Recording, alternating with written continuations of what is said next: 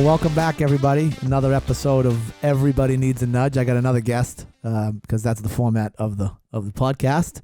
Root Beer, how many episodes is this? 15? 15 episodes. Not bad. We're going strong. Look at you. I know. I feel like that's like we should have like a medallion or something, like 15 episodes. I don't know. What do you think? Like a coin? Yeah, like a coin. Yeah. So today's guest is Pat Leahy. Pat Leahy. I don't even know who my guest is. I had an email from Pat Leahy. That's the end of that. Pat Leahy of Duxbury, Massachusetts. Pat and I know each other for a long, long time through hockey, and now through bringing our kids up in the same town. Bunch of mutual friends. So welcome aboard. Thank you. Pat Leahy, appreciate not the opportunity. Pat Murphy. What an intro! Unbelievable. By the way. I feel like we should almost start over, but we're not going to start over because that's part of the show. Well, we showbiz. immediately we have a correction for next week. Last week's guest was not Pat Murphy. It was Pat Leahy. No, but it's funny. I just sent an email. Pat Murphy is a college roommate of mine, and I was just sending him an email. So he was on my brain. So we start the show with sort of what's going on, what happened the last week or so since our last guest.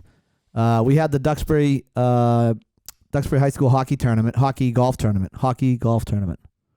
You didn't play. I did not. It was Friday, last Friday. I was out of town. I was down in Florida. Oh, what were you doing? Oh, we went down to Universal for my middle guy's birthday party. Oh, wow. Celebration, yeah. I didn't know that. I was with you all day yesterday. How does that not come up? Because we were focused on golf. Oh, yeah. No, we ended up landing on the tail end of the one hurricane, and then we flew out on the front end of the other hurricane. So you didn't get hit? No, it worked out great. Our flight was at 2:00 on Tuesday, and right when we walked into the airport, they announced that the Tampa airport was already closed. Oh, my God. You literally got out by the skin of your teeth. That's it. We're waiting in the bag drop line, and Kelsey was like, I feel like it's one of those movies where when we take off, there's going to be these flames behind us.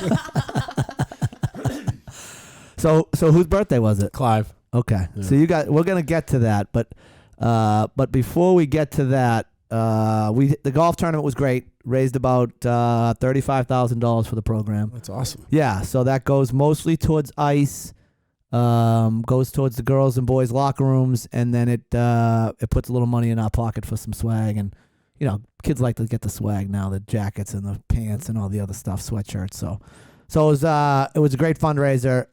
It always is, and it's great because it is one of my highlights of the year because it's so nice to be part of the community and actually, as the head coach, you get to talk to everybody, see everybody. You're a little bit of a celebrity down there, and you know how I like that. Oh, 100%. It's right up my alley. Everybody wants. Right in your wheelhouse. Nobody's been cut yet, so they're all coming over, shaking my hand, kissing babies. It's great. I love it. That's the easy part. That's the easy part, yeah. But everything's sort of normal with my kids, just kind of going through the daily routines, nothing special. And then we played golf yesterday for a wonderful charity called Crossroads. With our friend Mike Phelan. Is he on like the board? He's like a bigwig. He is. His family is a big supporter of that, and he joined the board. I think it was 7-8 years ago. Yeah, so, yeah. He's pretty well involved with that. It's funny because you know someone your whole life, and then you see him sort of in that role. It's a little weird, right? It is. Yeah. It's You're like, wait, what? What? What are you doing? He's running the show. But the charity is Crossroads, and it's very much connected to Duxbury because in Duxbury there's this place called Camp Wing. Did you ever go to Camp Wing? I did not, but my kids have gone there a couple of summers. They have. Yep, love it. Good programming. It's great programming. It's very well run. Yeah, and it's awesome. That's convenient right in Duxbury. Yeah, so I don't know if my kids ever went. But anyway, they help essentially. I don't want to say underprivileged, but they some inner city kids come down. They join this program Crossroads. And what's really cool is at this golf tournament is they have some of these kids come back and speak, and it's amazing how well spoken they are, and they tell their story about how much Crossroads has helped them, and now they're back helping Crossroads. It's just a really cool golf tournament. And I don't like to play in a lot of like scrambles, and I get asked a lot because I'm like really good at golf, as we know on this show. There it is. Yeah. Well, that's the first time I say it, but this is one I'm like I every year I walk out of there and I send Mike a text and I'm like, hey, I'm in next year, because I just think it's an awesome program, and it's an awesome charity. It's called Crossroads. I think you can just Google Crossroads. It might be Crossroads for Kids. Might be the. We can check on that. Crossroadsforkids, I think, .com, and you can donate. So my tens and tens of listeners will raise a ton of money. Couple corrections from last week, and I got a bunch of notes all over the place. My cousin who was on the show, he told me that Sacred Heart School in Weymouth is closed. It is not closed. It is very much operational. So he did not close the school. He was like bragging. He's like, I shut that school down after I went through. It's not closed, Steve-O. It's wide open. You can go there. And he also said that Archbishop Williams' hockey team won a state title. And we'll get into it with Pat. He's had a wonderful high school career here in Massachusetts in MIAA hockey. And I'm not sure that ever happened. I don't know off the top of my head, but it, like I said, those Division I championships can be a little sneaky and go under the radar because the Super 8 was what the big title. As Craig. So for those that don't know, they just got rid of it. Actually, did you know they got rid of it? I know that was the worst thing. So they used to have. So the MIAA, Massachusetts Interscholastic Athletic Association, had 2 tournaments for the boys on the hockey side. They had the Super 8, and they did this because there were parochial schools and private schools playing with public schools. So they wanted to give as many teams a chance to really, first of all, identify the real best team, and 2, give the other guys a chance at a title, essentially what it comes down to. So all these Division I teams would strive, and Division II would strive to be in the 1A, they called it, Super 8 tournament, where the top 8 teams would play in a different format to crown a winner. And for years it was Catholic Memorial, and then we'll get to Pat Leahy's BC High team that ended. Did you end their run? Yeah. Yeah. Yeah. Yes. Yes, I did. 1996. But we'll get to it. Yep. But as Craig Carter likes to say, another one of our very good friends who was on a 94 team with you that won a Division I title, congratulations, you're the 9th best team in the league. it is a weird concept. So weird. Yeah. But at the same time, because I've been part of coaching in high school for the last 7 or 8 years, when they did have it, and Duxbury actually won one as recently as maybe 19 or 20, it was a great, it couldn't have been 20 because that was COVID year, so maybe 19. It was great to see the joy that these kids have. They know that they're not on level with the D1, the Super 8 teams, but they still had fun winning a state title.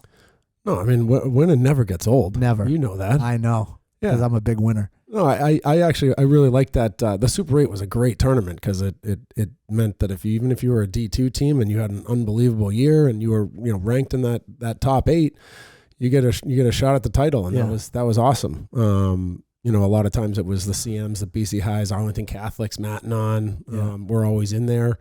But that doesn't take anything away from the Division I championship. No, you still got to win 6, whatever it is, 5 games to get there. But you just said it, like the Super 8 was sort of dominated for years and years and years by the Catholics, right? The Catholic Conference kind of dominated that. And then Arlington started sneaking in there. Hingham started sneaking in there. Duxbury stuck in there, I think, once or twice. So, and then I think Arlington won it whenever they won it recently in the last 5-6 years. And that was the first time a public school had won it in a very long time.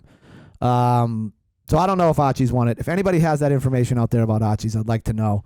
It should have been around the years of 90, 91, 92, but I couldn't find it on the World Wide Web. So if anybody has that information, my phone's going to be blowing up. I was on that team. Yeah, everybody. Well, there's going to be like 700 players that were on that team. I think I want to make sure that I said this right when we were talking about the Ivy League last week. The original 4 in the Ivy League were Harvard, Yale, Princeton, and Columbia. And actually, it was actually Rutgers, Yale, Princeton, and Columbia. And then everybody was like, Rutgers, what are you doing here? And they brought Harvard in. So that's we talked about the Ivy Leagues, which Patty obviously played, for those who don't know, played some college hockey, went on to have a long professional career in Austria. I kept saying Germany yesterday. Finally, he was like, it wasn't Germany, it was Austria. And then Pat Murphy played in Germany. Pat Murphy. Got him. Hockey DB. Look it up. Not this Pat Murphy. But did you get looks from Ivy League schools? I did, yeah. I'm basically Harvard and Miami were like my last two sort of what I was deciding between. But in terms of Ivy Leagues, my SAT scores were like good enough that I kind of had those looks, I guess you'd call it. Yeah. And it was Harvard and Yale were kind of right up on those. They were in the mix. Yeah, like I went on visits to both those schools, and that was one of the weirdest conversations. I had to tell Coach Taylor at Yale that I wasn't going. And he probably doesn't hear that a lot. No, it was like legendary coach. And I got a phone call. This is back when there was no cell phones. I got a phone call at a buddy's house in Hingham, and it was the dad was like, Pat, he's like, Coach Taylor's on the phone, and I was like, oh, what? And I had to tell him, I'm like, yeah, I'm not going. And it was like it was the toughest thing, and I was like sweating. How old are you? Like 18 years old. Yeah, it was right at senior year, whatever. Yeah. That was a tough one. So think about what that guy, what Coach Taylor has to do. He probably has to call your house, right? Your mother was like, no, he's over Timmy's house. Call Timmy's house, call whatever, Jimmy's house, whatever the kid's name was. Here's his phone number. Call over there. You're over there playing Nintendo and eting Cheez-Its. And, yep. Right?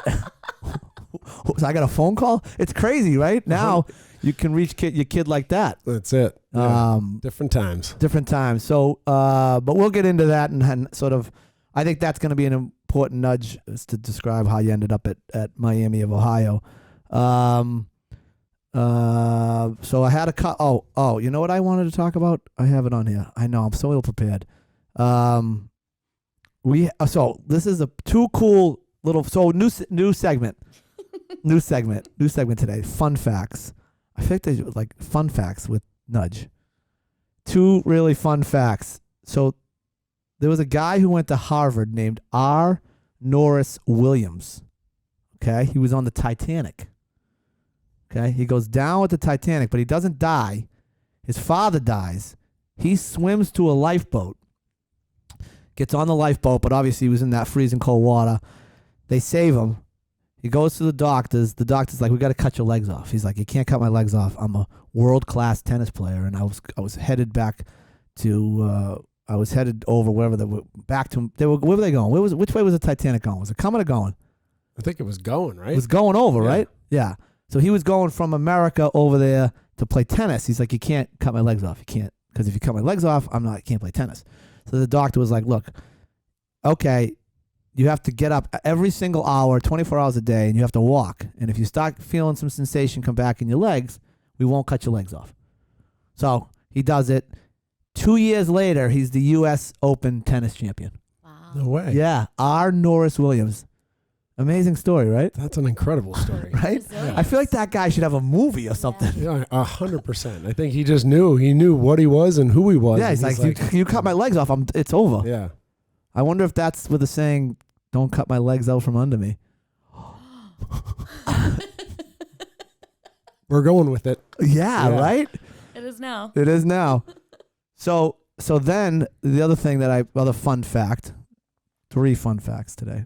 The third one is interesting, but the Cleveland Indians, okay, which aren't the Cleveland Indians anymore. Did you know that? Oh, I just got an update. This is amazing. This is fucking breaking news. Archbishop Williams, I told you how someone would text me.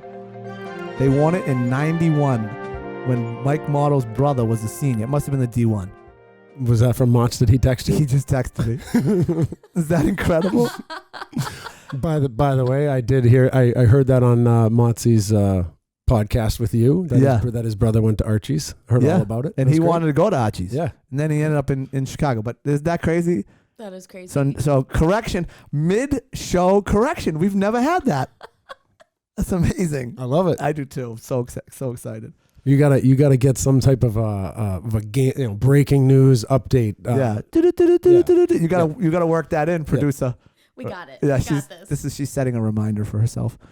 So the Cleveland Indians, which are now the Cleveland Guardians. Do you know why they were called the Cleveland Indians? Anybody know? I don't. So the first Native American to ever play professional baseball played for them.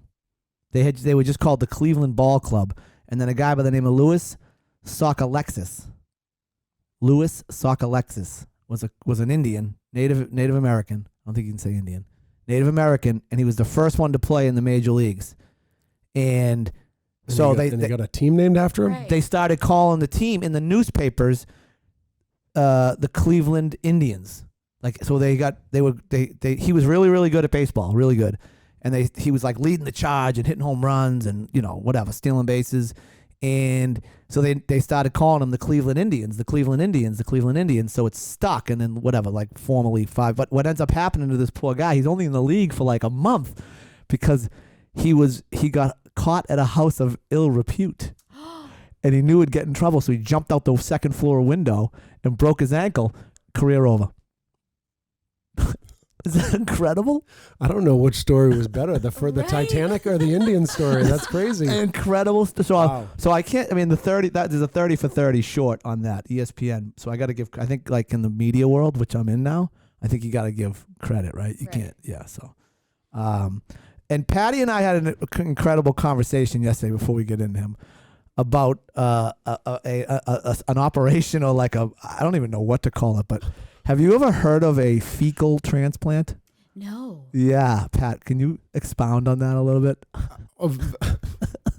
Well, I must preface this by saying I am not a doctor. Thank you. I believe after we Siri'd it, did I say Siri'd? Yeah. Or Googled or whatever, Yeah. that it's when you take the Fecal matter of a healthy person and transplant it into the colon of a ill person. Yeah, And exactly. Look at her face. and the bacteria somehow like helps fight off things in the ill person to make them better, Yeah. I guess. So you take Wild. somebody else's poop, put it in you. Is and that why they have all the signs on the trains asking? I don't know for what trains you're donations? riding on. Oh, Jesus, that just got dark. There used to be signs on the trains that asked for donations. Poop I was like, donations? who's donating that? It's not giving blood anymore. No, It's- You're kidding me. This was a few years back, but yeah, they used to have signs asking for donations, and I was like, "Who's donating that?" And- now you know. I understand. Yeah, And what did it? It was a transfusion. They called it a transfusion on Twitter or whatever, Google. Yeah, that was an interesting conversation. Incredible conversation. So, all you wives and girlfriends out there want to know what we're talking about on the golf course? That's pretty much 4 hours of. That's what happens when you're waiting on a tee box for 5 minutes. That's it. You can pick up Google and start talking about poop. Amazing. All right. So, without further ado, we'll get into Pat Leahy. Pat, you grew up in Duxbury. I know that. But tell everybody out there what the family makeup is and back in Duxbury. When you grew up. Yeah. So, we are born. You were talking about this on the podcast, too. Yeah. I was technically born in Brighton. Oh, you were? Yeah, I think Brighton Hospital. Brighton Hospital, but Right. but lived in Duxbury. No, we lived in Marshfield. Oh, okay. Well, moving on up. But we didn't. We moved to Duxbury from Marshfield when I was about halfway through first grade. Okay, so and you're the youngest of three. I'm No, the youngest of 3 boys, but I have a younger sister. Oh, that's right. Annie's younger. Annie. Yeah. I got 2 older brothers, Timmy and Maddie, and then I got a younger sister, Anne Marie, who's 5 years younger. Timmy, Maddie, Patty, Annie. Yeah. Yeah. I'm like that guy, Good Will Hunting. What are your brothers' names? Yeah. Boston. My mom talks about that. She's like, I named you Timothy and Matthew and Patrick, and it turned into Timmy, Maddie, Patty, Annie. Like, just like. It's true though. Oh, I love it. And we all we all hang out together. The 3 brothers, us. Like, there's a whole big crew of us. But it's funny when they're all like, "Where's Timmy, Patty, Maddie? They coming?" It's like a single unit. Timmy's over there. Patty can't come, and Maddie's on his way. Maddie's late. Yeah, well, always late. Poor Maddie's not here to defend himself. So, what's the age difference between you guys? So Tim's the oldest. He's 4 years older than me. And then Maddie's in between 2 years, and then my sister's 5 years younger. So she's much younger than you. Yeah. Wow. And your parents still in the same house? They're not in the same house. Your parents are divorced, correct? Parents are divorced. Yeah, that happened in high school, like late high school for me. Okay. So yeah, 1990. You graduated in 96. 97. Oh, you're 97. I'm 94. Yeah. I didn't know you were that young. You're old. You look great, by the way. Oh, you Got so much gray hair You over were there. talking about my hair yesterday. I know. I looked really gray from the back. I did that for you, by the way. I didn't wear a hat all day on the course just because I had some gel in my hair. I felt like it felt good going to the course. It looked good. It wasn't moving, even though the wind was blowing. I was jealous. There was a lot of jealousy going on. So growing up in Duxbury, I'm assuming, given your career path, that you played some sports. Yeah, I obviously played hockey. Kind of got that from Timmy. Yeah. So was your father a hockey player? Backtrack 1 second, though. I know that because you asked this again. Listen to the podcast. I love when our guests are listeners. It's so good. Because I don't want to forget this, though, because the way you talk about how you get into hockey, right? I got in because my older brothers played. Yeah. But Timmy got into hockey when he was in Marshfield, and my mom from California, didn't know anything really about hockey.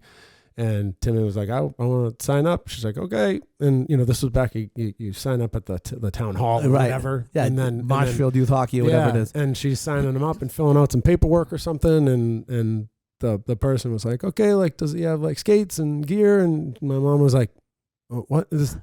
Doesn't he just need a stick and a ball? Isn't it field hockey? And they're like, no, this is ice hockey. And she's like, what's that? And so that's kind of funny way. So yeah, Timmy just said that's how he got into hockey. And then, the rest is kind of history. So did your father grow up around here? Yeah. Yeah. He was in Watertown. Okay. Yeah. He's not a hockey guy at all. He's a baseball guy. So it's interesting because that's exactly how I started playing hockey. Was my older brother played hockey. And my father was a football guy. Never played, couldn't skate, but somehow he was the coach at Hanover. And so I used to go to the rink with my brother, and that's how I got into it. So it's so similar to you in the sense that your parents, you weren't like a hockey family that came down from the top. No, I I think I've seen my mom have a pair of skates on once or twice, but my dad never had anything. I don't even know if he's ever held a hockey stick. And we'll get into, because we talked a little bit about this yesterday, but just sort of how they handled your career coming up and the differences of how it is now. But so you start playing hockey. You playing any other sports? Yeah, I played soccer. Yeah. Again, not my favorite sport. Yeah. We have a lot of soccer listeners, so you got to be careful. Yeah, no, I like get at least 4 or 5 of them. And my middle guy's a soccer player now, and it's really fun to watch. Watch him play. It's just it's not my cup of tea. Like the professionals, I don't. But I was always just good enough to make the travel, like those travel teams. Yeah. So I'd be like South Shore United, get all the gear, and then I'd just sit there and ride the pine the whole game. and then halftime would come, and everybody come to the halftime. They go to eat the orange slices, and they'd already be gone because I'd just crush them on the bench. Yeah. And then I'd finally get in, usually about halfway through the second half, and they just I was fast. That's all I could do. Yeah. So they just kick the ball, just run to it, and then I'd run, I'd get the ball, and I'd kick it out of bounds, and then they'd take me out. And that was the end of it. Yeah. All right, we got him in. But that's about that. No baseball. No, I did play baseball. Yeah, sorry, I played baseball, but again, I wasn't Not very well. I couldn't really hit. Yeah, hitting a baseball is very hard. I did win one championship though, with Dave Carter as my head coach. Oh, Craig's dad. Craigie was on that team, and I ended up stealing home for the winning run. I think I pinch ran. That was how I got into that game, and stole home on a pass ball for the win. Really? Yeah. So that great was memories. That was my highlight of my baseball career, and I think it was over after that. Yeah, they wrapped it up. Yeah. I'm trying to get Hank to kind of wrap up his baseball career. He's decent, but go play golf, right? I think golf's a life lesson. Yeah, not only that, but I try to explain to him, every baseball field looks exactly the same. Every hockey rink, for the most part, from a player's perspective, looks exactly the same, right? But you go to these golf, look at the place we were at, the Wiano Club, which is you got to have $1 zillion just to walk in the front door. We were there for a charity, and that place is unbelievable. Oh, it's beautiful. Beautiful. Yeah. I'm like, this would be a great place, So anyway, I'm trying to get him over to play golf, and I'm bribing him pretty much. Yeah. He's he caddied for us that one day. Yeah, that was great. He enjoyed, and so it's funny. Those little times on the golf course are fostering his love for the game, which is great. He just started doing that. But on the soccer thing, I was always like, oh, soccer, because it's hockey. We're so tough, and we check and, people get hit in the face and bleed and they come back, and you watch soccer and the guy, goes near him and he falls down. But I will say there is a grace and a beauty to the game in the way that they play to space, right? And that it is a nice sport to watch. I think if I was a parent, I would want to watch it from like way up high, because I think when you're on the sidelines and all you see is people running around, you don't even know what the hell's going on. Yeah, you got to go to the 9th floor sometimes. You got to go to the 9th floor. Trust me, I know all about that. No, but I will say soccer is it can be an amazing sport. Like, you watch some of the best players in the world, and they are ridiculous. My one complaint about soccer, and I don't know if you feel the same way, is that you got a 90-minute game, you've got 45-minute halves. I think that's what I think you're right. And you got the best players in the world, and you can't sub in and out. Yeah. Like, I would much rather have the best players in the world play as hard as they can for like 10, 15 minutes. Yeah. Come out for 5, get a rest, go back in, go hard, instead of just like sitting around like doing nothing. Getting your rest on the field, right? On the pitch. On the pitch. Yeah. Like, here's my other beef. Why is there, I get injury time, okay? But why it's like a secret, right? The game ends and they're like, "Oh, we got injury time." And they're like, "How much is it?" We're not going to tell you. It's so arbitrary. We're not going to put it on the board and nobody's going to know. And then all of a sudden in the last minute, the ref is going to blow the whistle. Why not put it on the board? Or, here's an idea, stop the clock. Right? Game's 90 minutes long. Someone gets hurt, stop the clock. Right? Like they do in football or hockey. So that's my other beef with soccer. I feel like they're trying to be too European. I mean, it is a European sport. So you play those growing up, and then eventually you got to make a decision to go to high school. And at that point, well, let me ask you this. Was your decision on high school at least somewhat based on hockey? Yeah. Yeah. Yeah. I mean, my brother Timmy was at CM. Yeah. And winning state championships, like just plucking them off the tree in the back. But so that's, that was one of the... They won like 10 in a row. Stupid. That was one of the reasons why I ended up going to BC High. I mean, BC High, it's a great education. One of my best friends was there, but I didn't necessarily know that I wanted to follow Timmy's footsteps of 4 years varsity, all state, scoring all these goals, big, winning titles. I'm like, that's a lot of pressure coming in. Like, I didn't know if I was up for that. And I was like, oh, maybe kind of pave my own way and start my own path. And that's kind of why I ended up going to BC High. It kind of offered a great education, up and coming hockey program, and, really try to break that mold and do your own thing. Yeah. So that's a little nudge right there, right, Root Beer? Right. Yeah, it's like a reverse nudge. Like sometimes the nudge would have been, well, my brother went there and I wanted to follow in his footsteps, but you went the other way. He kind of nudged you away from CM. It's funny. Yeah. That's what happened in high school, and then the reverse happened in college. Right. Yeah. I was going to get there. And he stole it from me. What other schools did you look? Were you only Catholics, or did you look at Thayer and those other places coming? I looked at St. Sebbe's. Yeah. Was actually really close to going there in like 7th, 8th grade. Yeah. And then again looked at high school, and it just seemed to fit a little bit better. BCI was kind of what I was looking for. And yeah. So did you play what club? You must have played some club. I mean, back then it was town. Hockey was different than it is now. It's very club driven now. Back then it was more town, right? Your town was kind of the priority. You must have played some club hockey though? Yeah, I played with the Kings in Squirt minor major, and then Hobmock. The Chiefs? Pee Wee minor major, yeah. Wow. Yeah. Did you have any coaches there that stick in your brain? I did, yeah. So actually with the Kings, I don't know if you remember Justin Jama played at BC? Yeah, I remember the name. I think he played pro for a little bit. He's a broker in Boston now. Anyways, his dad was the coach at the Kings. Yeah.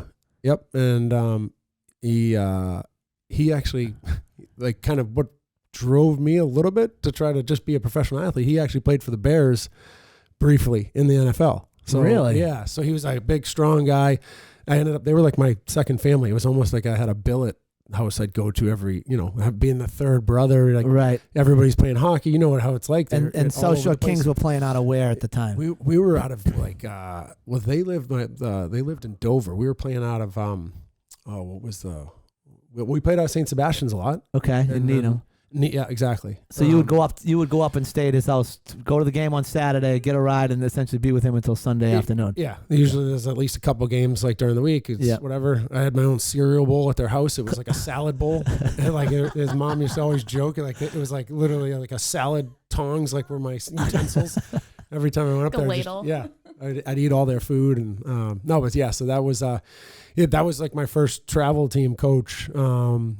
That was a great team too. Yeah. Paulie Mara was on that team and Corazzini. Oh yeah, all good hockey names for people out there. Yeah, there was a bunch of guys. Kyle Corazzini ended up going to he was a Sebby's kid. He was, yeah. And Mara was Belmont Hill, right? Yep, exactly. I was there. Yeah, it was that was a great team. Looking back, but yeah, he was like my first sort of travel coach that kind of really sort of instilled a lot of those those basic fundamentals. So was he a hockey guy that played in the NHL or the NFL? No. He wasn't much of a hockey guy. Yeah. No, he was just more of I think his kid liked it and he wanted to be part of it and he coached. That's it. Yeah. Yeah. Those are sometimes the best coaches because they're not getting bogged down in X's and O's and trying out. They're just coaching you and don't overthink it. Yeah, don't overthink it. So we talked a little bit, and this is so interesting because of the way youth sports. Tell our listeners, all of our listeners. See, I say our now because I got yelled at last podcast because I called them my listeners, and Steve-O, who was in your chair, was like, "Well, they're our listeners." Yeah. So our listeners. Sort of about your parents' involvement or level of involvement in your hockey career. Well, obviously they're very involved to a point. I mean, being like driving you places, signing you up, paying for it. It's like an expensive sport, and it's time consuming, especially when you have multiple kids playing. And looking at it now as my kids are sort of just starting to play, it's the worst sport for a parent. It's all consuming. Bar none, the worst sport for a parent. So if your kids don't play hockey, in time-wise, it's a good thing. Yeah. But on the flip side, like I said, my mom being from California, my dad being a baseball guy, there was never any expectations, any pressure, anything like that. Where nowadays, I mean, you've seen it. Yeah. The parent involvement sometimes can be overbearing, and I can't really speak to all sports because I don't really know them. But just hockey-wise, it seems to be the worst.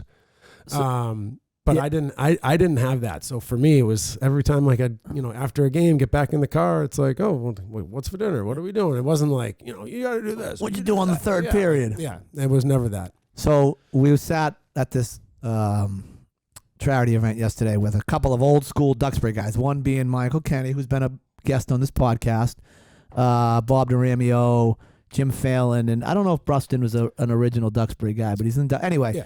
They all had kids that were right around Patty's age. So we were all talking hockey, and they said something along the lines like, I remember Patty said, I remember my father sitting up in the corner reading his newspaper all by himself while the game's going on. And somebody else said, yeah, I remember your mother used to bring a book to the game and they'd be reading the book in the newspaper and Patty'd be out there scoring 5 goals a game. And every other parent would be like, aren't you watching what's going on here? And they were like just hanging out reading their book. And I just think it's telling that, you made it so far, and we'll get to how far you made it, but that you made it so far without having sort of that iron-fisted father. Because you hear, even guys in the NHL, I forget I was trying to remember who it was, but there was like some story about a guy who's in the NHL now, one of the smaller players, maybe it was Goudreau or Gianta, about how his father used to make him like run behind the car on the way home, like crazy stuff. I'll look it up. I'll be on corrections next week. But it's just, you wonder how much had they pushed, maybe it would have turned out differently.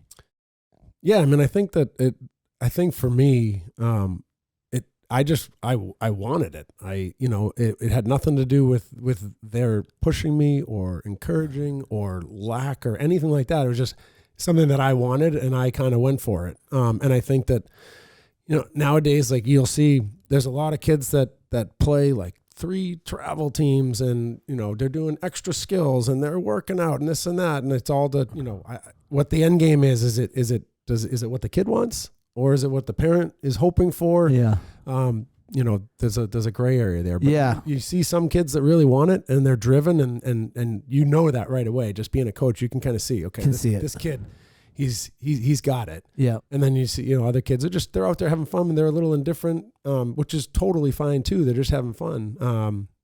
But yeah. Yeah. So, how old were you when you were like, okay, I want to really pursue this hard? Like, was there an aha moment? Was there like or was it just kind of who you were, and you're like, I'm a hockey player and I'm gonna do everything I can to be better, and it's just my makeup?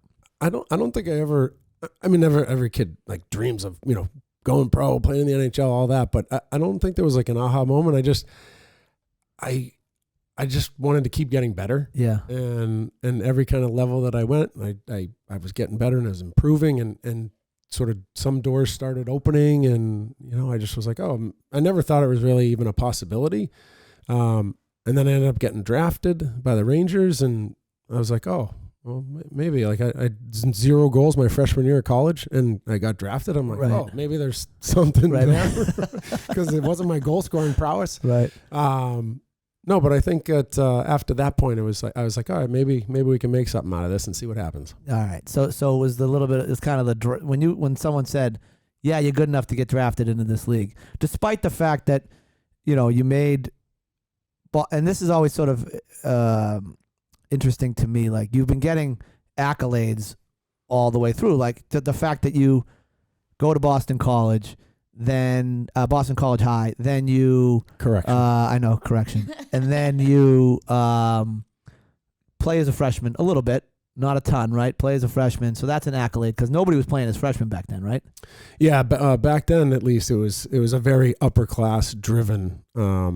League. Yeah, big time. Yeah. And not many freshmen, played up at all. And I mean, I didn't really play much. It was, maybe the last month of the season, and it was kind of spotty. But even just getting that taste of playing with the big club, it was kind of eye opening, and the speed. And I was like, okay, I gotta kind of pick it up and get a little stronger, because these guys are big. Yeah, and then obviously you have a great high school career, you have a great college career.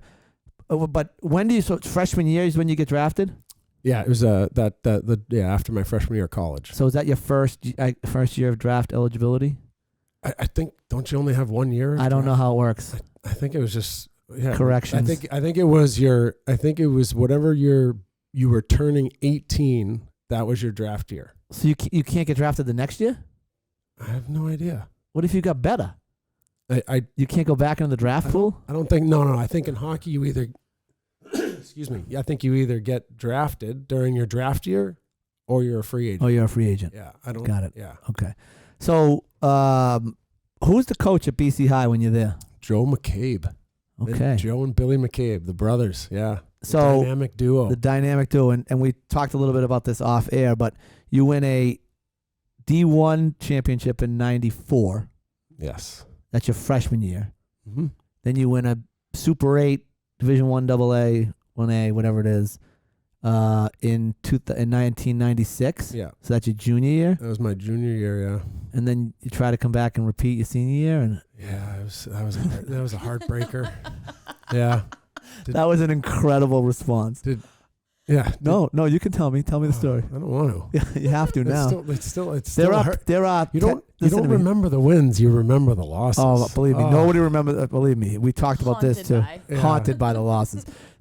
Our tens and tens of listeners are on the edge of their seat right now. Yeah. So my senior year, we had a good team. Made it to the Super 8 and got all the way to the finals. We were playing against Arlington Catholic.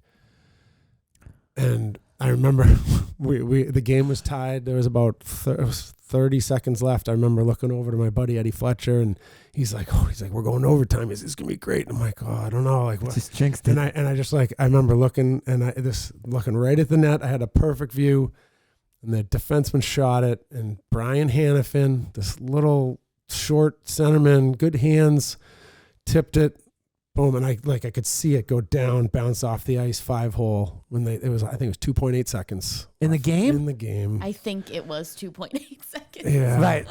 I think it was like right around 2.8 seconds. yeah, I was the third guy in from the right. yeah, and then, yeah. That was a tough one to swallow. So you lose the opportunity to go back to back Yeah. with 2.8 seconds on the clock. Yeah, everything we'd built up the year before with that first state Super 8 title to break CM just kind of went out the window. Gone. Yeah, all that momentum. Yeah, because then now you got your own run going. Yeah, Oh, that was man. short lived. Jeez.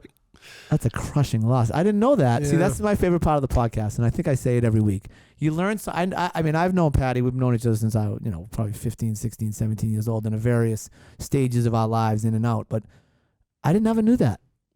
Yeah, that was a tough one. Yeah. He Sorry. clearly doesn't like to tell that story. No, we only talk about the wins and the plaques. Go Cougars. I think I just watched his heart break.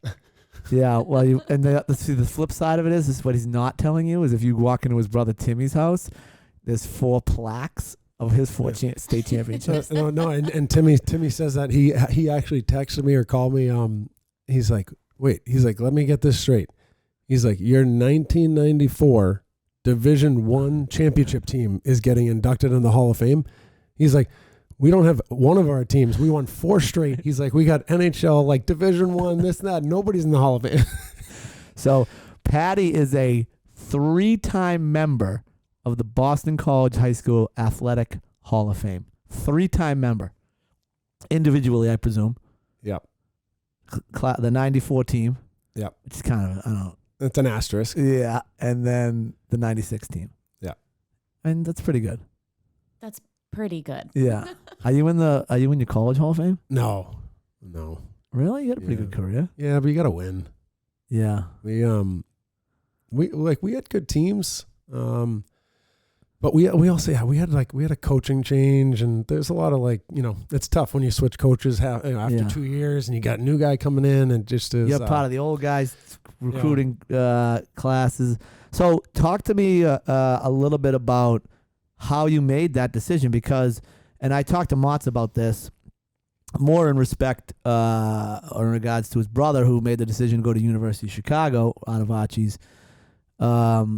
And I read an article recently in the New England Hockey Journal about some local kids that are going out west or going to Arizona State to play, or they were with a Beanpot team. And for those that don't know, the Beanpot teams, Boston College, Boston University, Harvard, and Northeastern, those are sort of the meccas of college hockey for somebody that came up around here. And back before the proliferation of hockey, those were really the only 4 schools on anybody's radar around here, right? Like, if you were a good player that grew up in this area, went to the BC Highs, went to the CMs, went to the Thayers, went to the Sebbies, went to the Belmont Hills, you were going to one of those. You were trying to go to one of those 4 schools. Oh yeah, 100%. Like, and every time you saw that Beanpot tournament, I think that was the goal of most Massachusetts or New England kind of based hockey players. That's what you wanted to be. Yeah. 100%. So by the time you're a senior, you're obviously on everybody's radar. If you're talking to Harvard, you're talking to Yale, end up Miami of Ohio. Were you talking to the BCs and the BUs? Not BC, BU a little bit, UNH a little bit. So like there was some interest. Yeah. But it wasn't, over the top, I guess. Yeah. You must have good grades, though. Miami of Ohio is a wonderful school, and obviously Yale and Harvard to get sniffs there. You must have been good at school. I did all right in school. Right. Yeah. Did you take like the easy courses or something? No, I had a couple APs There or you go. a couple honors classes mixed in there. I love it. I laid that one up there for you. You can There you spike go. it down. Boom. All right. So I think the important message that I try to, because I coach U16 and obviously I coach at the high school. My daughter's U16, and a lot of these girls that I coach now have aspirations to play at the next level. They're at schools that can facilitate that, whether it's the Tabors, the BB&Ns, the wherever they are, right? And that's sort of their goal. And I'm trying to stress to them, like, make sure your grades are good and make sure your test scores are there so that you have options, right? And you obviously had great options. Yeah, 100%. I think that if the grades aren't there, then you're kind of eliminating some of those Ivy League schools, some of those upper echelon schools that have a little bit stricter requirements. 'Cause at the end of the day, I mean, athletics can only take you so far. You still need to be able to be a student, because it's not an athlete student; it's a student athlete. Oh, so, see what he did there. Well done. Yeah. Well done. So you had Harvard in your back pocket. You had Yale, obviously really wanted you if the guy's tracking you down. So what's the decision to go to Miami, Ohio? Well, like we kind of prefaced a little bit earlier, so Timmy did a PG year at Loomis after CM, and he ended up going to Miami University in Ohio. And I remember going out there once, and it was just a great experience, just kind of watching him play, and it looked awesome. And, but they actually weren't even on the radar until late in my senior year, when Randy Robitaille actually was Timmy's line mate, centerman at Miami. He left early after his sophomore year, and he signed with the Bruins. Yep. Which actually opened up a spot and a scholarship. And I think Bob Motzko, he's where is he now? Is he at Duluth, I think? He was the assistant coach, and he like called up Maddie, and he was like, Maddie, he's like, is your brother like signed with anybody? He's like, no. And then we were playing Mattanon. He flew out to watch me play against Mattanon at Walter Brown in the Super 8. And that kind of got the ball rolling there. Did you light it up in that game? I think I had a couple. Yeah, a couple Genos. Absolutely. Yeah, a couple That's apples. Yeah. That's such a yes. That's such a Patty Leahy way of saying yeah. Yeah, I played pretty good. Not bad. Yeah. Well, it was we won 4-2. I had 2 goals and 2 assists. Yeah, No big deal. Mattanon, that was always a big game. It was TC Harris. You remember TC Yeah. Harris? Yeah, a great player. But we were kind of always kind of going back and forth. Like, I was always trying to do, one up him, and same with me. And so we were playing them. So I was like trying to not put on a show, but You're just doing your thing. trying to put on a good effort. And that, like I said, that kind of opened up the door there. And obviously with Timmy being there, kind of going back to in CMBC High, I went, a different path. But then, it kind of came down to Harvard and Miami. And at the end of the day, like I went on the recruiting trip there, and Timmy came home. So that he's like, I'm only going to be here for 1 year. He's like, so I want you to enjoy it, see how it is. Without me there. Make sure you like it without me there, because I'm only going to be there for a year. And Pretty smart stuff by the brother. Yeah, real heady play. Heady play. And I loved it. Just the group, the campus is beautiful. It was a no-brainer. So on that note, I had a college counseling meeting or whatever seminar for my Annabelle. And one of the things they talked about was do not discount the emotional connection that your kid has to a school when they walk on campus. And that sounds a little bit of what you experienced when you walked on Miami, and you were like, wow, I want to be here. And I don't know if some of our tens of viewers here maybe don't know a lot about it, because when they hear Miami, they think Florida and all this stuff, and it gets a little confusing, but it's a beautiful campus. It's very similar to an Ivy League setting, where there's a lot of like brick buildings. There's green grass everywhere. There's a lot of like character to it. But it's funny, like you're coming from, wherever, Cincinnati or Dayton Airport, and you're driving through cornfields and cows, and it's flat and there's not much out there. And then you just all of a sudden come to this like oasis, and it's like, it's another. What a glowing cue the sound effect. Yes. But I remember that we were going, I'm like, where is this? Like, what are we going? Where is Timmy going to school? And then I was like, oh, wow, this is amazing. How many students there? Oh, that's a good question. I want to say it was like 20,000 at least. Oh, so it's big, fairly big. Yeah, it was like, I think it was around 20 when I was there. So 5,000 a class-ish, give or take. Yeah. So you play 4 years there, obviously. Have a wonderful career, drafted by the Rangers, and then what happens? Yeah, so I played all 4 years at Miami, and then we lost out early our senior year. We played Bowling Green. We were the number 2 seed, and we finished ahead of Michigan that year. Yeah, and we didn't know it at the time, but it kind of cost us, because we kind of won the tiebreaker there, and we ended up having to play Bowling Green, and I think they'd won 12 over their last 13 games. So they were just ramping up. Ran into a buzzsaw. Yeah. Lost both games at home. Like, I think if we'd have won that series, you know, go to the Joe, we probably would have made the tournament that year. Yep. But anyways, it didn't happen.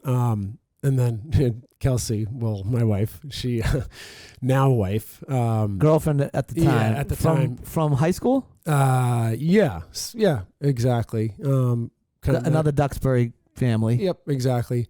But we were trying to figure out if we were going to go on spring break or kind of in my Ernie Hartley, my buddy. We ended up going to Detroit because we were like, oh, I don't know, maybe we get the call and we finish out a pro season. We'll play a couple games up. And Yeah, that didn't happen. So we spent spring break in Detroit. That's awesome. She must have loved that. She was like, yeah, what am I doing here? Yeah. Like, he has not been allowed to pick a vacation since. ever. Can we go? No, because the last time you picked, we went to Detroit. That's pretty much how it went. But no, after that, that summer, I went to this, like, some of the off-season sort of stuff with the Rangers, which I had done the couple years previous. These, like, conditioning camps that you could go to, like, if you just, I think they couldn't, like, put you up. You had to, like, pay your own way, but you could go and, like, train for a couple days. And I did it actually with Mottau once or twice. Yeah, because he was drafted by the Rangers too, right? Yep, exactly. And then ended up going to rookie camp that summer, sort of towards the end of the summer. It was I think it was up in Kitchener. I think it was Boston, Carolina, Toronto, and New York had teams up there, and you just played like a little round robin, whatever.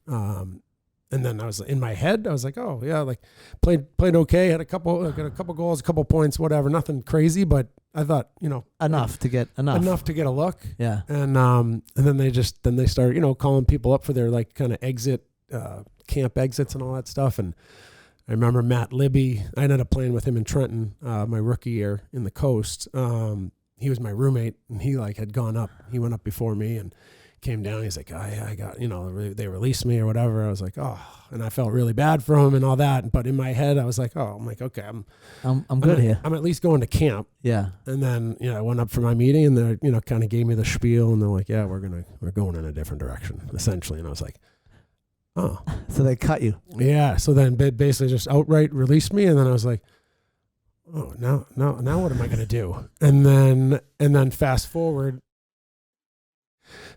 like a week or whatever it was, and I'm trying to figure out what I'm doing, and then September 11th happens. Oh, wow. Yeah. So everything put on hold for obvious reasons, but just hockey wise, there was about a week where nothing happened, and just from my perspective, I was like, I don't know what I'm doing. Am I getting a job? I have no idea. But then ended up talking with my agent, and I ended up getting a tryout with the Phantoms. Yeah, in Philly. Yeah.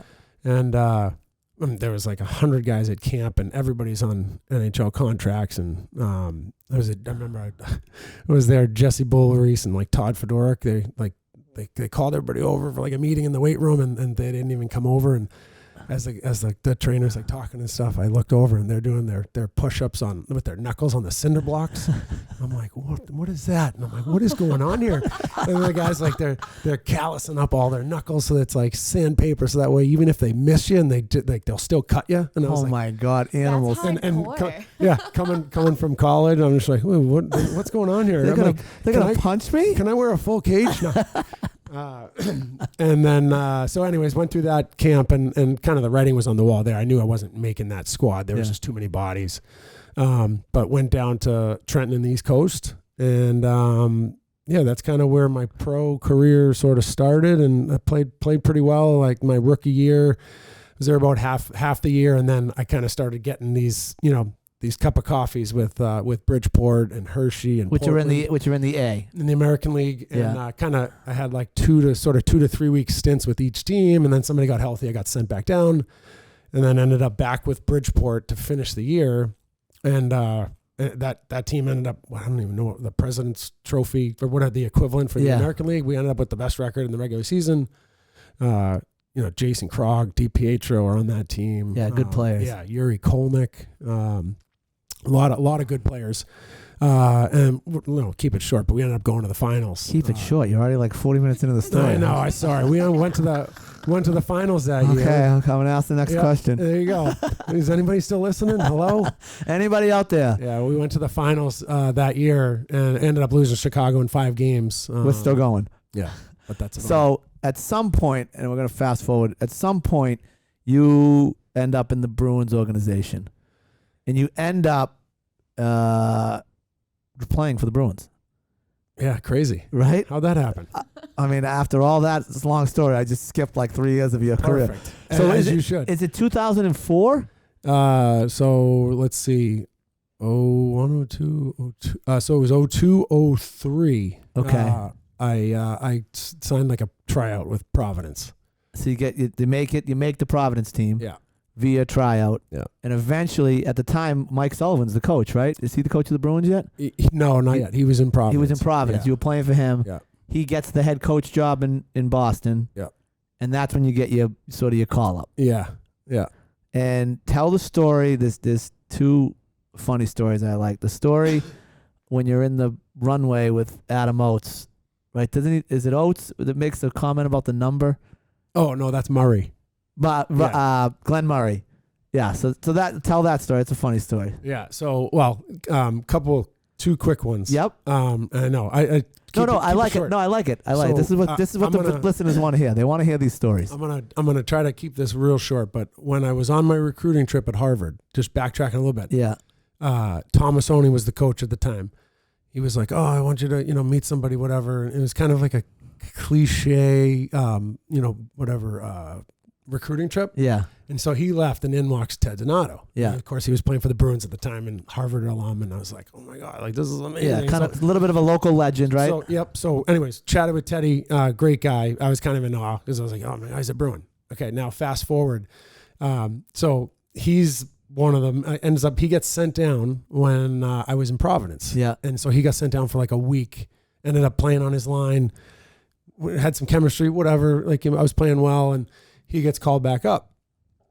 And he was the one that kind of like Sully asked him, like, who's playing well down there? Like, who should we get, whatever, give a look to. And he kind of pumped my tires. And how about that for a nudge? Right. Yeah. And so he kind of put in a good word for me. And that's a great nudge. Talk about a cosign. I know, right? Yeah. Jeez. Thank you, Teddy Donato. Yeah. Love it. And Heavy D. Is that what you called him? Yeah, that was his name. Yeah. Love it.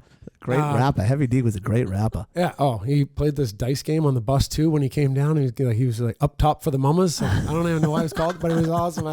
It still rings in my head. He's like up top for the mamas. Yeah. Anyways, so he was a big reason why I got called up. Got a cup of coffee. My first game, I was so nervous. I going out for like warm up. Got my chin strap undone for warm up because nobody really does it for warm up. Yeah, you're styling out there. Yeah. So this is in the runway before we're going out for warm up. I'm kind of rocking back and forth. I'm like chin strapped, and he just whacks me on the back. He's like, "Hey," it doesn't count. Who does Murray? No, this is Teddy. Oh, Teddy. And he's like, "It's not a game played until you get a shift." He's like, "Better button that chin strap, kid." And I was like, yeah.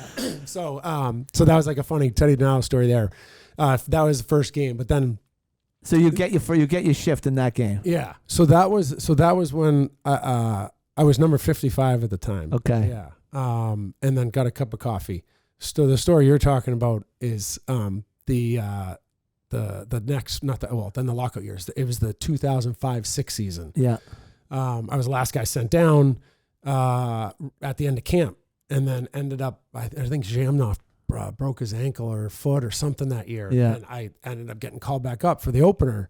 Ended up playing up, that whole year, which was amazing. So you played that whole season with the Bruins. Yeah. So what it was funny is I was 55 the year before the lockout, and now fast forward we get to the year after the lockout, and I show up at camp and I got 83, and I'm like.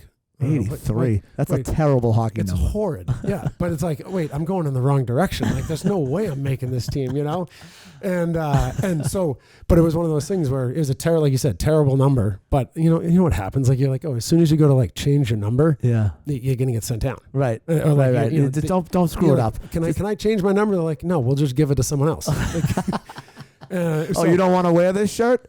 So then it was it was probably like 2 weeks into the season, and we were on like a pregame skate or something, and or whatever it was, and every time Glenn Murray is just skating behind, he's like, "Hey, 8-3 kid, you can change that number anytime you want, bud." And it's just so funny. That's like my brothers always kind of throw that one out there. It's pretty. You can funny. change it whenever you want. Yeah, but didn't he also say something like, nobody in the NHL wears 83, and you were like, I do. Yeah, I'm like this guy. Yeah, this guy. There was. I think at the time I was one of the only ones that had it. So what's great now is I think I've seen some 83s around the rink with Leahy on the back. So I think you're not in. I don't know if anybody bought a Bruins shirt, but like I think a couple of Timmy's boys wore 83 in their youth shirts. I feel like right. I think does Kellen. Some I want to say Tommy might wear 83. Okay, maybe Maddie's boy. Yeah, there's 83, and then my 71 was my Austria number. Yeah. And Timmy wore 61 in Germany, so like those are all kind of sprinkled. So you see, there's a bunch of Leahy boys playing and from his brothers, and you see those numbers. I think it's just so cool. Like you see these, and nobody really knows the significance of them unless you know the backstory. That Timmy wore 61, he wore 71 and 83, and you kind of see those numbers sprinkled around. I think it's pretty cool. Yeah, it's fun. It's fun. Yeah, Very it's nice. cool. Yeah, that's very cool. Like a legacy. Yeah, a little legacy of numbers.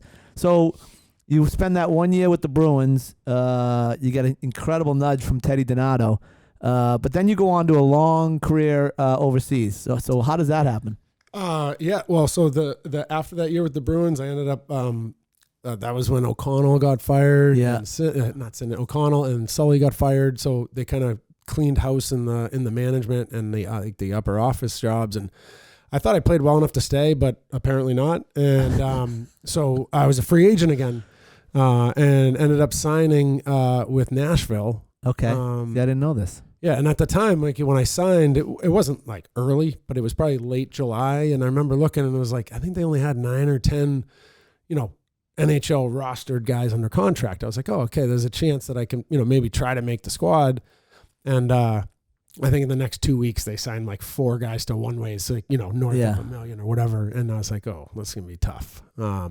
Anyway, so yeah. So a one-way contract means you can only play up, right? No, you can play down. It's just you're making that money either way. Right. So Okay. Like, it was not likely that they would send you down because they're paying you $1 million or whatever they're paying you. Yeah. And they're you're not gonna have you playing in the minors for that. Yeah. So a two-way contract is if you're up, you make X, and if you're down in the A, you make X minus Y. Correct. Significantly less. Yeah. It's a fraction. Yeah. 20,000 versus $1 million. Yeah, exactly. But no, so then so I played that year mostly in Milwaukee. Got one game. Now, is Kelsey traveling all around with you at this point? Yeah, she was. Yeah, because up until that point, we were in Boston. Yep. And she was working in Boston. We weren't married yet. You better know this date. You better know this date. So we weren't married yet, but she came to Milwaukee with me that year, and then we ended up getting married that summer. And then after that we ended up going to Austria because there was so the not making that Nashville team was the nudge that sent you overseas. They changed the rules. It used to be there was no real limit on the number of like veterans you could have on a minor league team, and then that I think it was that summer they changed it to 4.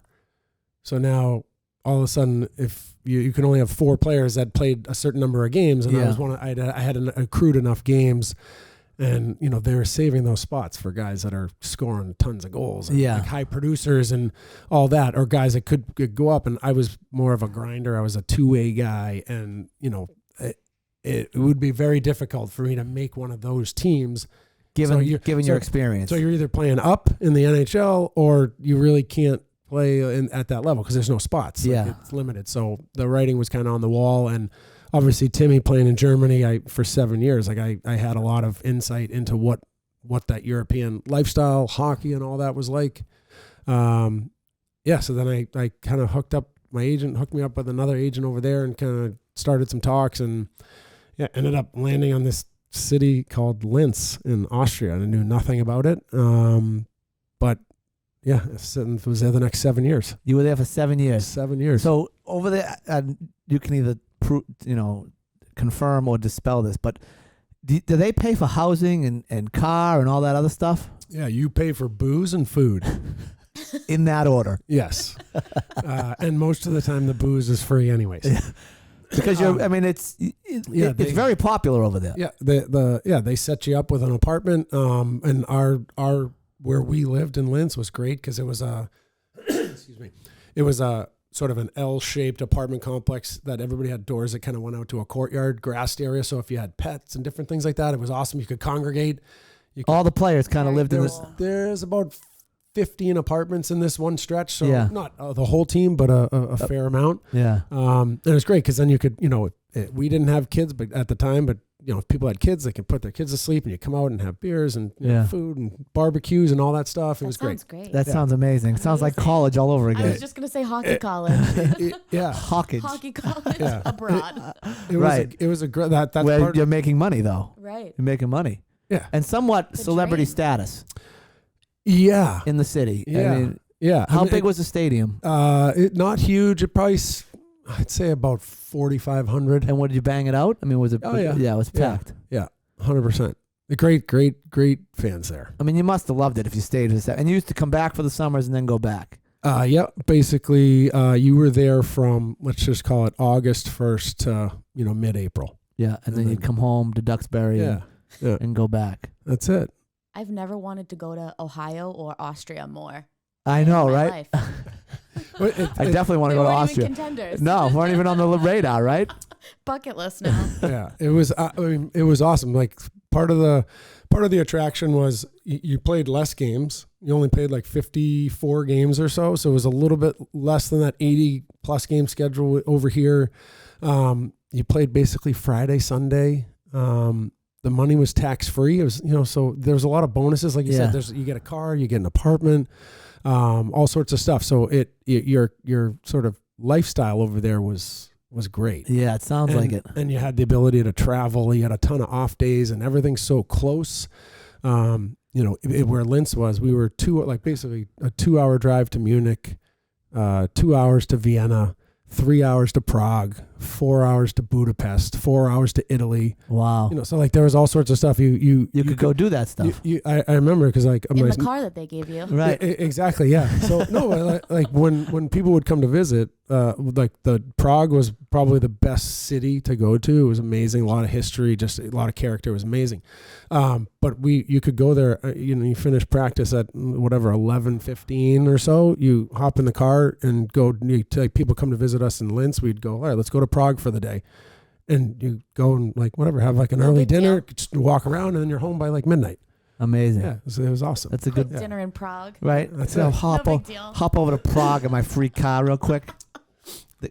Amazing. Yeah, but the cars also were like plastered with like your team logo, and some of the places even had your name and number all over. Oh, really? Yeah, it's not. Yeah, it's sometimes. I mean, those uniforms over there are crazy with all the advertising, and they're all over the helmets and the shirts and the pants. Yeah. You have any of that Racing. gear lying around? Yeah, I got a few of them. Yeah, kept them. Yeah, it was funny too. Is one of the things that some of the fans did is that they had, I don't know who made them, but they're these large white flags, and they were basically like silhouettes of like our faces, and then like it has like your number and like your face, but it's like abstract art where it's like it's only half done, but when from afar you're like, oh my god, that looks That's exactly me. like me. Yeah, so I've got one of those. I got it at my house. That's neat. It's pretty funny. That's awesome. Yeah. They would hang those around the rink or something.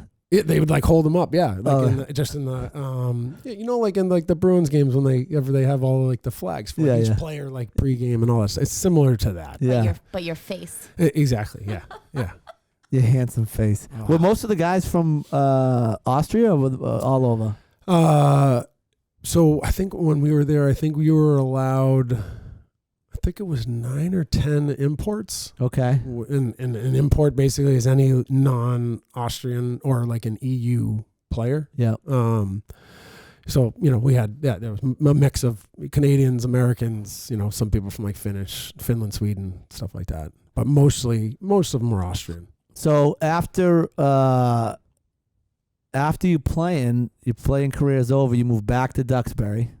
And just tell us a little bit what the sort of what you got going on now. in life? Yeah, so now I'm a commercial real estate broker up until now. Boring. Let's go back to Austria. Yeah, right? Yeah, that was Oh bad. my God. It's not as exciting as playing hockey. No, but I feel like you got to bring it full circle. So you got 3 kids. How old are they? I got 11 or almost 11. One just turned 8 and the little guy turns 3 right around Thanksgiving. All boys. So going back, there were 3 Leahy boys, and Annie. Those 3 Leahy boys have how many little Leahy boys? Because they haven't had one girl out of all of them, right? Yeah. Patty's got I've got 3 boys. Maddie has 3 boys, and Timmy has 2 boys. all boys. Yeah. Amazing, right? We got to get a girl. I know. I don't think that's happening though. No, I What was can't. it? Not 5 here. Not 5 anymore. years? 5 years. Nope. Yeah, That party is over, that ship has sailed. as they say. Yeah, yeah. But isn't that amazing? Like they just all boys. That door was nudged closed. Oh, skaboom.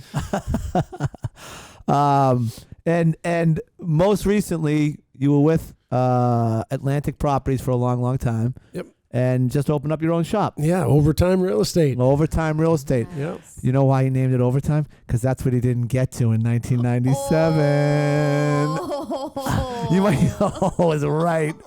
Yeah.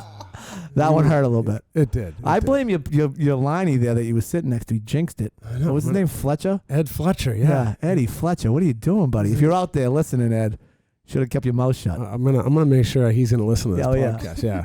It was all your fault. 100%. 2.8. Why the name Overtime? Because you're going to work overtime? Because we work overtime, so you don't have to. Oh. Is that a good line? No. Oh. This week's show is sponsored by Overtime Real Estate or Realty? Real estate. Overtime Real Estate. We work overtime, so you don't have to. It's not. That's a good read right there. Yeah. Yeah. No, That was it just kind of signifies, going the extra mile. But also, like if you know me at all, and you know that it has a little bit of a hockey Yeah. component to it, the logo's kind of cool. Kelsey put in a lot of work on that. Did she? Yeah, that was a lot more work than she thought. It's harder than you think to come up with a good logo. And not just the logo, just the Branding. marketing, logos, websites. It's a lot. Yeah, yeah. It's a lot. Do you have you have an address, office space? Are you in Duxbury? What are you doing right now? It's a PO box right now. Yeah, that's good. I had one of those for a long time. Yeah, but I'm working on it. I'm trying to get some office space in my dad's building. I don't know if he's going to lease it to me or not. We'll see. Imagine that. No, son, I can't lease it to you. And are the boys playing sports? Yeah, they're doing a little bit. Yeah, flag football's big. Like I said, they're the oldest is in his 2nd year of hockey. Yeah. And the middle guy just is in his 1st year this year. We'll see how it goes. And how young is the youngest? He's almost 3. Wow, you got a long way to go, buddy. Yeah. Just getting Yeah. started. I know it. my youngest is about to turn 12. I'm on like the other side. I think of all of our friends, I have with the exception of maybe Jack McIntosh, I have the oldest kids. I would agree with that. Yeah, I don't think anybody's even close. I don't know why that is. Started young. Head of the curve. Head of the curve. Yeah. Trendsetter. I'm gonna have my life back before you guys are. You will. I know. It's crazy.